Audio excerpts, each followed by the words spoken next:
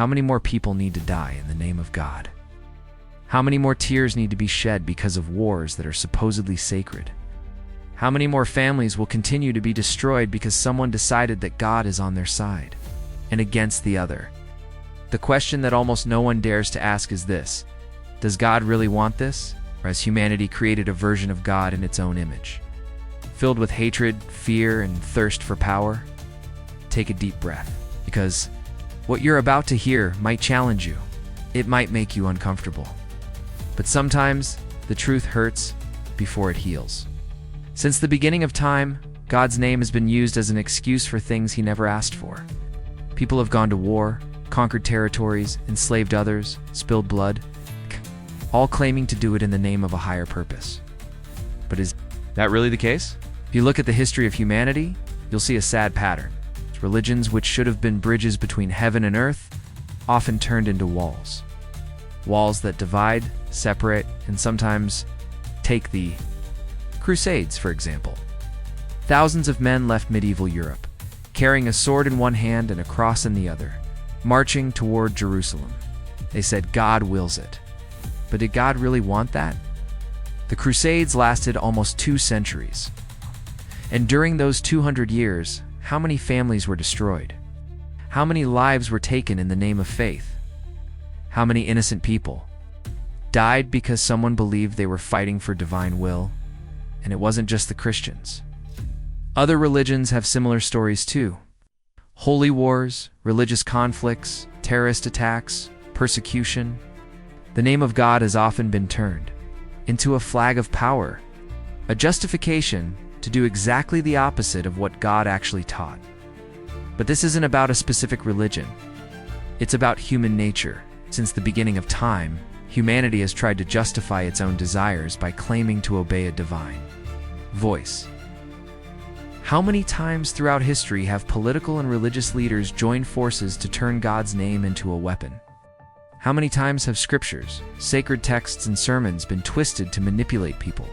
And the question that keeps echoing in the mind and in the heart is, if God is love, how do we explain so much hatred in his name? If God is peace, how do we understand so much conflict disguised as devotion? Are these wars really about faith, or are they about ego, power, and fear of the other? The truth is, humanity has a dangerous tendency to project its own desires onto God. And many times, what people call holy war is actually a human war, dressed up as faith, because those who truly know God's heart understand. He doesn't need armed soldiers to defend him. He doesn't want bloodshed in his name. He doesn't desire wars over territories, power, or supremacy. But then why does the Bible talk about wars? Why are there stories of battles and conquests in the Old Testament, even commands to fight? That's an important question, and the answer isn't simple. That's why in this journey, we're going to dive deep into the sacred texts. We're going to understand the context, the time, the culture, and the purpose. Because when we look at the scriptures with an open heart, we discover a path of revelation. A path that begins with human wars and ends with divine peace. Sadly, many people still prefer to use religion as an excuse to keep the world in conflict. Because changing is hard. Loving your enemy is hard. Forgiving is hard.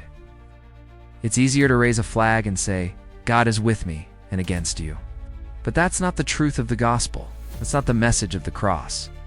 Humanity has built a model of religion that separates, that divides, that excludes. And this pattern has repeated for centuries. Empires have fallen. Entire civilizations have disappeared. But the thirst for power, disguised as faith, remains. Even today, people are still dying in religious wars. Conflicts in the Middle East, terrorist attacks, persecution, each side saying, we're right, God is on our side. But what if God isn't on either side? What if God is above all of this, crying for the lives that are being lost? Crying for his children who keep fighting, killing, and hating, and all he wanted was for them to love one another? The world keeps repeating the same cycle. War, blood, fear, violence, all in the name of something that was meant to be sacred. But is it possible to break this cycle? Is there still time to change the course of history? Hey, these are the questions that will guide our conversation from now on, because this journey isn't about religion, it's about humanity. It's about real faith, and about discovering who God truly is. Purgantar, AO ChatGPT. Before we continue, I want to invite you to take a simple step that can change your daily life. If this message is making you think, if you believe the world needs more truth, love, and reflection, click the subscribe button now and join us here at Glorify Forever. Every week we bring content that doesn't just inform, it transforms. So subscribe, activate the bell, and let's walk this journey together. Brief pausa, respiraca, leave. Fundo musical continua in the first. Part of this series, we asked a painful question. Why do so many people still die in the name of God? Why do we continue repeating the same mistakes over and over again? Now, let's go deeper. Let's open the Bible. Let's try to understand why there are wars in the Old Testament. Why do we read about entire cities being destroyed, peoples being conquered, and God Himself apparently ordering battles? Many people get stuck here. You read these passages and think, see, religion is violent by nature, but the truth is more complex than that. When we look at the ancient world, we need to understand the time, the culture, and the people involved. Back then, survival was brutal. Tribes attacked tribes. Empires rose by crushing others. It was a world of conquest, blood, and defense. The Bible doesn't hide this reality. It tells the story of a people, Israel, who were enslaved in Egypt, oppressed, and finally freed. But when they were freed, they entered a land that was already occupied. And there, the conflicts began. In some moments, God ordered battles.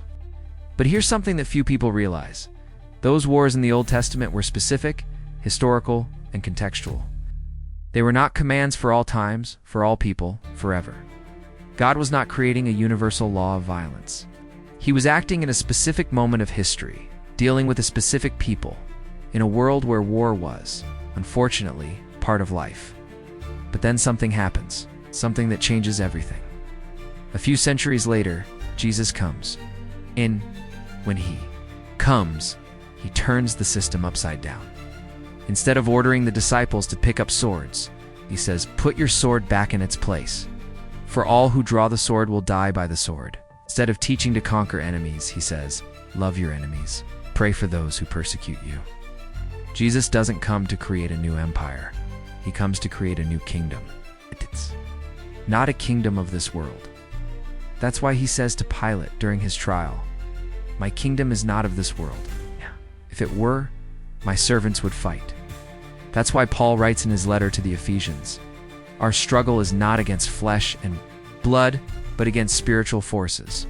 This changes everything. The battles of the Old Testament were part of a human and historical process. But the message of Jesus transcends that.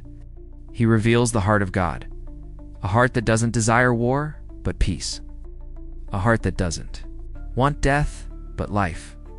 So why even today do so many people insist on using the Bible to justify violence? Why do they still say, God is on our side, so we have the right to fight? The answer is painful, because it's easier to hate than to love. It's easier to justify your own anger than to humble yourself and forgive. It's easier to create an enemy than to see the other as a brother. Many religious leaders, even today, distort the message of Jesus to manipulate the masses. They mix politics with faith, use the pulpit as a platform for war, not peace. And the worst part is that people follow them without questioning. They believe that defending God means attacking someone else. But the real defense of God is not made with weapons. It's made with love.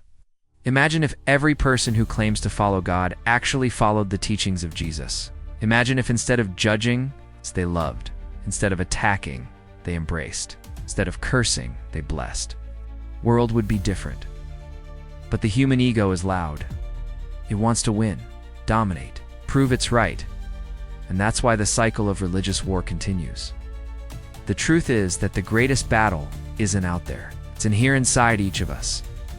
The real war is against pride, against hatred, against the darkness that tries to take over our hearts. That's the fight Jesus came to teach us to win.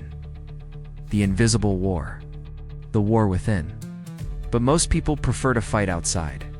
They prefer to point fingers, create enemies, declare holy wars, because looking in the mirror is harder, changing oneself is harder, and that's where the real danger lies. When religion becomes a tool for hate, it stops being faith and becomes manipulation.